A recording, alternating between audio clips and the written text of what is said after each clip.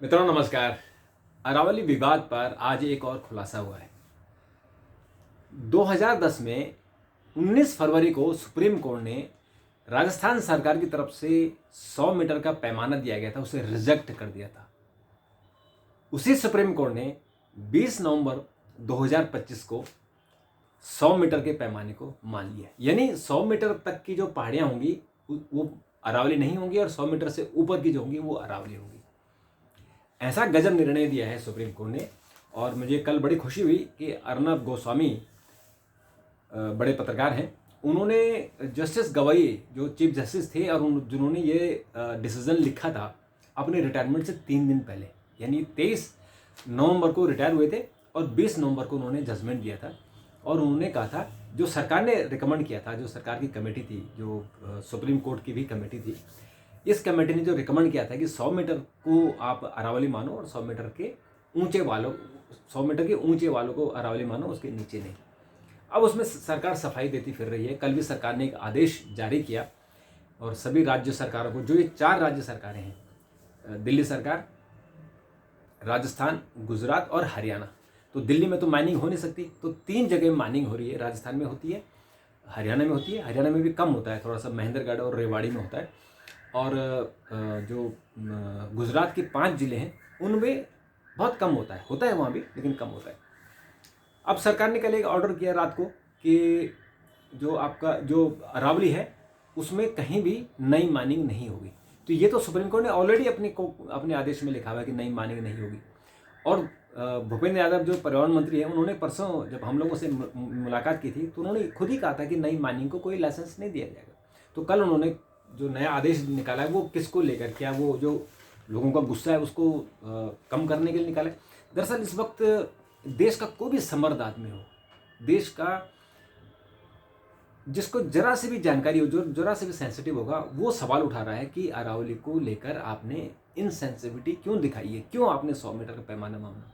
भाई ये कौन सा तरीका है कि जो 100 मीटर नहीं होगा वो अरावली नहीं होगी? यानी आपने ऐसे ही कर दिया कि अगर जिस आदमी की हाइट 5 फुट से कम होगी तो वो इंसान ही नहीं होगा। भाई इंसान तो इंसान है, चाहे वो 3 फीट का है, चाहे 5 फीट का है, चाहे 8 फीट का है, तो इंसान है। इसी तरह से ही ये अरावली को लेकर भी सवाल उठ रहे हैं कि 100 मीटर कहाँ से आया। और मैंने खुद जब पर्यावरण मंत्री से पूछा था तो उन्होंने कहा था कि ये जो जियोलॉजिकल सर्वे है, ये उन्होंने साइंटिस्टों ने इसका पैमाना तय किया कि 100 मीटर को आप पहाड़ी मानो, 100 मीटर को नहीं मानो। बड़ा कितना हास्यास्पद ये बात है। और इसके बाद जब इस पर सवाल उठे तो और पूरा जब सोशल मीडिया भर गया और लोगों ने आंदोलन कर दिया सड़कों पर, एक तो सोशल मीडिया पर आंदोलन हुआ, दूसरा सड़कों पर जो आंदोलन है, जो लोग घर से निकल पड़े और अरावली को बचाने के लिए उन्होंने जगह जगह डेमोन्स्ट्रेशन किए। और कमाल की बात है कि लगातार खनन कार्य चल रहा है, माइनिंग हो रही है, लगातार हो रही है, और लोग वीडियो बना के दिखा रहे हैं, देखो माइनिंग हो रही है, बुलडोजर लगातार पहाड़ को काट रहे हैं। अरावली जो अलवर है, जो भूपेंद्र यादव जी की कंस्टिट्यूंसी है, उसमें तो कल आज तक ने लाइव दिखाया कि किस तरह से वो पहाड़ी को काट रहे हैं, आधे पहाड़ी काट चुके हैं। तो ये तो हुई बात। अब इसमें जो मैं आपसे जो आज बात करना चाह रहा हूँ 2010 की करना चाह रहा हूँ। असल में जो एमसी मेहता प्रकरण, एमसी मेहता एक बहुत बड़े वकील थे सुप्रीम कोर्ट के, जो इन्वायरमेंट के लिए काम करते थे। उन्होंने एक रिट दायर की थी 1995 में कि अरावली में खुदाई नहीं होनी चाहिए। देखिए 1995 में उनको ये एहसास हो गया था कि अरावली नहीं रहेगी तो कुछ भी नहीं बचेगा, राजस्थान नहीं बचेगा, एनसीआर नहीं बचेगा, दिल्ली नहीं बचेगी। उन्होंने तब लगा दी थी। और उसके बाद जो है गोडा वर्मन, इन्होंने भी फिर 1996 में एक याचिका सुप्रीम कोर्ट में लगाई थी। इनके याचिकाओं पर सुनवाई चल रही थी। 2002 में जो राज्य सरकार है राजस्थान की, उन्होंने माइनिंग को 100 मीटर तक उन्होंने कहा था कि इसको आप चलाओ, 100 मीटर से नीचे जो पहाड़ को उसको आप खोद डालो। 2006 में भी ये मामला उठा, बहुत गर्म जोशी से उठा और 100 मीटर मान के उत्खनन कार्य शुरू हो गया। और आपको बता दें उत्खनन क्या है, वहाँ माइनिंग क्या होती है? वो माइनिंग बेसिकली पत्थरों की होती है। जो आपके घरों में संगमरमर लग रहे हैं, जो ताजमहल का संगमरमर लगा है वो भी राजस्थान का है।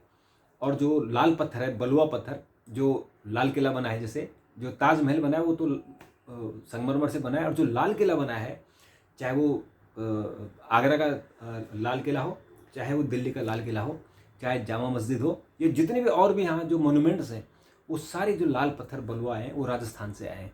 और जो अभी भगवान राम मंदिर बना है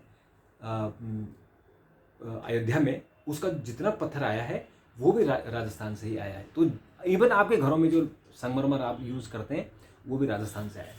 और हमारी जो पार्लियामेंट बनी है उसका पत्थर भी सारा राजस्थान से आया है। तो अरावली की खुदाई तो तब से हो रही है क्योंकि वो इतना पुराना, मतलब कहते हैं कि 2 बिलियन साल पुराने, 2 है ना 200 करोड़ साल पुराना पहाड़ है। इतना पुराना पहाड़ सब, जो ये धरती जब बनी थी तब के समय का अरावली है। उसके बाद जो जैसे हिमालय तो बहुत ही नया है।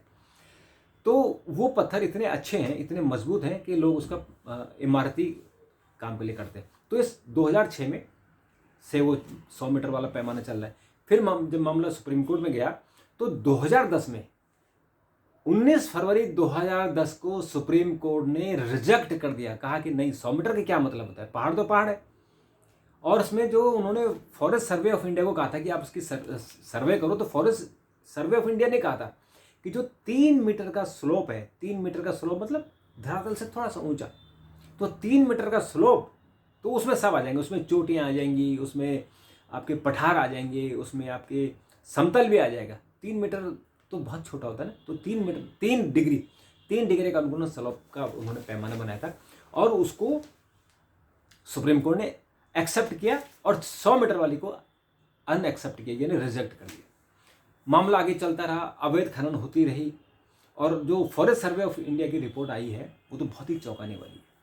128 पहाड़ियों में से 31 पहाड़ियां विलुप्त हो गई हैं, खत्म हो गई हैं, उनको मिट्टी में मिला दिया है बिल्डरों ने और इन्होंने, माइनिंग जो उत्खनन माफिया हैं, उन्होंने पहाड़ को खोद के उसको बराबर समतल कर दिया है। इतने पत्थर उन्होंने निकाल दिए। तो 31 पहाड़ियां तो लापता हो चुकी हैं।